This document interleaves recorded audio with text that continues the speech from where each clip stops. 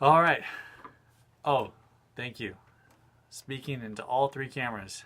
Awesome. Thank you, Nick. We're going to be talking about how nutraceuticals, organic loose leaf teas and herbs, is not just teas and herbs. We work with naturopathic doctors, homeopathic doctors, licensed holistic medical physicians who use nutraceuticals, loose leaf teas and herbs as medicines.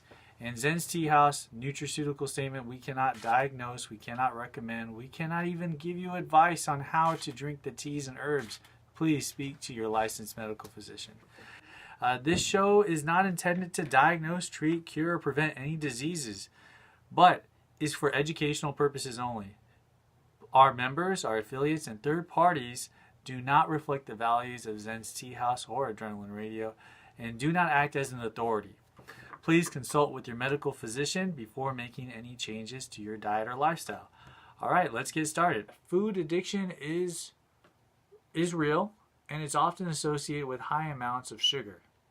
So sugar is a noteworthy substance that releases dopamine. Dopamine is that stuff that's kind of euphoric, makes you feel good.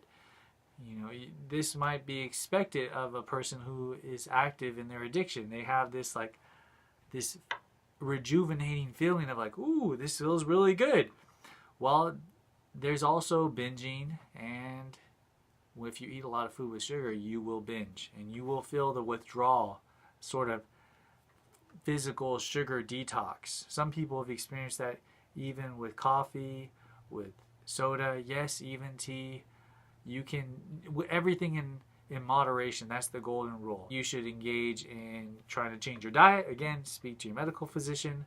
But regarding food and the health benefits, it was just providing a platform saying, hey, you know what? If you're trying to get healthy, take a look at the food that you're eating. Take a look at the preservatives that are there. Find out if it's locally grown. Also check how much sugar or salt are you adding to it, because binging and craving off of sugar is a real deal. There's a study that was done in 2007. It said evidence for sugar addiction, behavioral and neurochemical effects of intermittent excessive sugar intake. Now, why am I bringing this up? We're at Zen's Tea House, teas, herbs, helping people, yes, but education is power.